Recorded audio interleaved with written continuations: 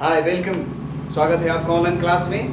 आज नया चैप्टर, नया एपिसोड, 10वीं क्लास का तीसरा चैप्टर है धातु एवं अधातु। चैप्टर को स्टार्ट करेंगे, लेकिन इससे पहले थोड़ी सी बातें करेंगे। हम अभी तक 2 चैप्टर को इस लॉकडाउन में हमने कंप्लीट कर लिया।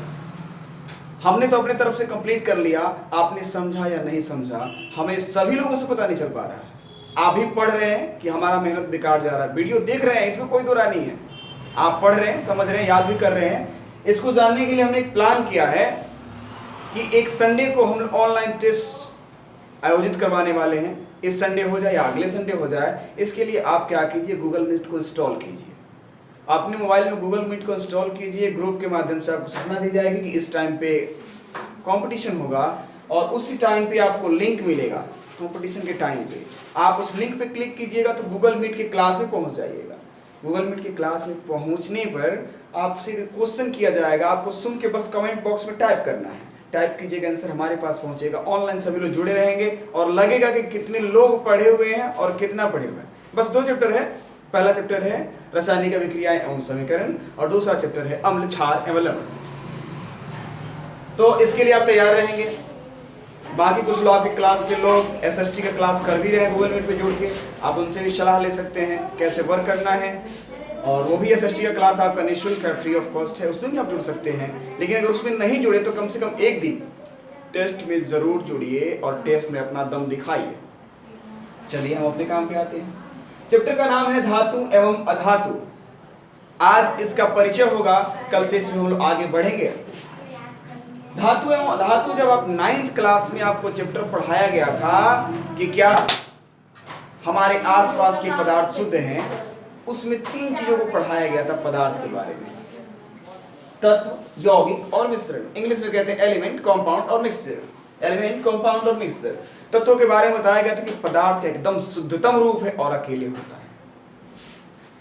यौगिक को बताया गया था कि ये भी शुद्ध है लेकिन अकेला नहीं होता है, 2 तत्वों के परमाणुओं से मिलके बनता है और ये शुद्ध होता है, क्योंकि मिलने का जो इसका अनुपात होता है वो फिक्स होता है, अच्छे तरीके से मिला होता है। मिश्रण में कहा गया था कि पदार्थ कैसे मिल जाए, मिश्रण है।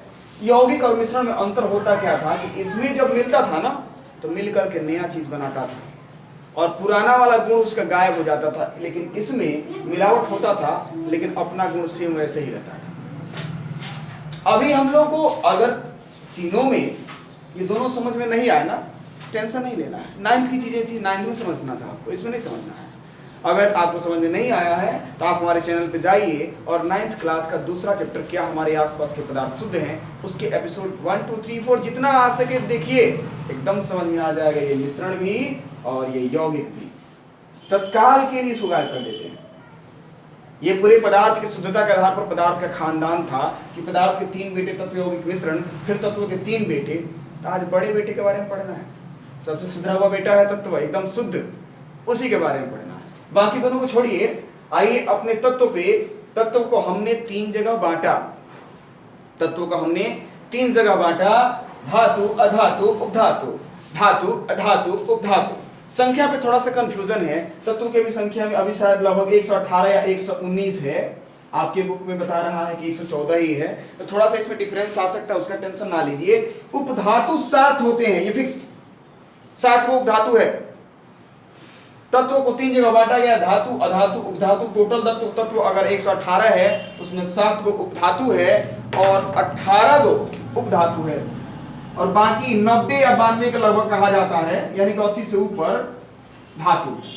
संख्या को छोड़ दीजिए, संख्या आप नेट से भी देख सकते हैं, बुक से भी देख सकते हैं। संख्या आपके एग्जाम में नहीं आता है। हाँ, इतना जो कम है ना 7 को, इसको याद कर लीजिएगा। धातु बाय नेम पूरा निकालिएगा और उसको नोट कर लीजिएगा, याद भी कर लीजिएगा। धातु कितने, अपधातु कितने होते हैं, अधातु कितने होते हैं, बाकी जो बच गए धातु है। हम इसको समझने चल रहे हैं कि धातु, अधातु, धातु क्या होता है। पदार्थ का शुद्धतम रूप है तत्व, इसमें कोई दो राय नहीं।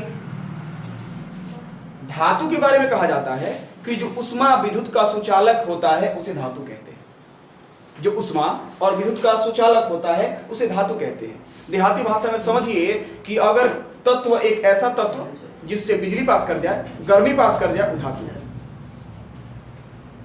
अधातु उसका उल्टा हो गया कि जिससे ना बिजली पास करे ना गर्मी पास करे, वो अधातु। उपधातु की बात जब आती है तो बहुत इजीली डिफिनेशन उठाते हैं कि वैसा तत्व जिसमें धातु और धातु दोनों का गुण पाया जाता है, दोनों, ऐसा तत्व जिसमें धातु एवं अधातु दोनों का गुण पाया जाता है उसे उपधातु कहते हैं। इसका तो डिफिनेशन याद हो जाएगा, दोनों का मिलावट उपधातु, मिलावट नहीं, दोनों का गुण पाया जाता है तो उपधातु कहते हैं। धातु के बारे में क्या कहा गया? जो विद्युत मतलब बिजली और उष्मा मतलब गर्मी का सुचालक होता है उसे धातु कहते हैं। अधातु के बारे में क्या बताया गया? वैसा तत्व जो विद्युत अथवा बिजली या उष्मा का कुचालक होता है। सुचालक और कुचालक, सु मतलब सुचालक मतलब सुंदर चालक और कुचालक मतलब खराब चालक, चालक नहीं करता। सुचालक कुचालक ठीक से समझ रहे हैं ना आप? सुचालक कुचालक, सु मतलब सुंदर, कु मतलब खराब। ये सु और कु वाली बात हर जगह लागू नहीं होती है। सु मतलब हर जगह सुंदर नहीं होता है। एक चुटकुला आप लोग सुनाए होंगे ऑफलाइन क्लास में। एक ऐसे ही लड़की पढ़ रही थी केमिस्ट्री क्लास में, सु मतलब सुंदर, कु मतलब खराब, सु मतलब सुंदर, कु मतलब खराब। धीरे धीरे लड़की बड़ी हुई, शादी हो गई, बाल बच्चे हुए। बेटी की शादी जब हुई उसकी दामाद जी घर पे आए तो दामाद जी का उसका प्रथा होता है कि बुला के लोग बैठाते हैं। लोग कहे गांव के लोग जाइए बोलिए अपने दामाद जी को, आइए कुंवर जी बैठिए। दिमाग साइंस वाला अप्लाई कर दिया घर में शादी विवाह के मैटर। बोला कि अगल बगल की महिलाएं, हमने दामाद अच्छा ढूंढा है, हम जाके कु कहेंगे। कु मतलब खराब होता है। साइंस वाला दिमाग लगाई, कु नहीं लगाई, क्या लगा दी? कुंवर जी नहीं, सु। बाकी चीज आप जानते हैं। आइए चैप्टर पे। धातु अधातु उपधातु। धातु का मतलब उष्मा और विद्युत का सुचालक होता है, अधातु का मतलब उष्मा और विद्युत का कुचालक होता है, उपधातु का मतलब इसमें दोनों का गुण पाया जाता है, वो उपधातु होते हैं। इस चैप्टर में हमें जानना क्या है? धातु के क्या क्या गुण होते हैं, अधातु के क्या क्या गुण होते हैं और उपधातुओं के क्या क्या गुण होते हैं। धातु के भौतिक गुण भी जानना है, रासायनिक गुण भी जानना है। अधातु के भौतिक और रासायनिक दोनों गुणों को जानना है। कौन किससे अभिक्रिया करता है, कैसा अभिक्रिया करता है, यही चीजों को जानना है और ये चैप्टर हमारा समाप्त हो जाएगा। इंटरेस्टिंग चैप्टर है। आप सबसे पहला चीज 9th में आप पढ़े होंगे, एक तत्व का सीरीज होता है, याद कीजिए। एक तत्व में नेट से भी डाउनलोड कर सकते हैं। 3 कॉलम होता है उसमें। यहाँ पे लिखा जाता है तत्व, यहाँ पे संकेत और यहाँ पे लिखा जाता है परमाणु संख्या। ऐसे होता है हाइड्रोजन H1, हीलियम He2।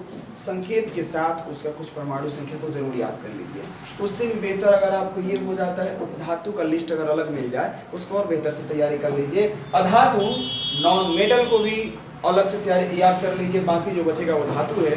एक कैलेंडर मिलता है, अभी तो आप लोग मार्केट नहीं जा रहे हैं, एक आवर्त सारणी का कैलेंडर मिलता है मार्केट में, आप देखिएगा, ढूंढ लीजिएगा। बहुत बेहतर तरीके से धातु अधातु और उपधातु क्लासिफाइड किया गया है। उसका मैं डायग्राम थोड़ा सा आपको बना के मैं दिखा दूं। ऐसे ही बनाया होता है, उसको मार्केट डिस्टर्बेंस चल रहा है, इसी तरह कैलेंडर बनाया होता है। ऐसे ही से पूरा कॉलम में धातु भरे होते हैं। आप इस कैलेंडर को ट्राई कीजिएगा, ले लीजिए।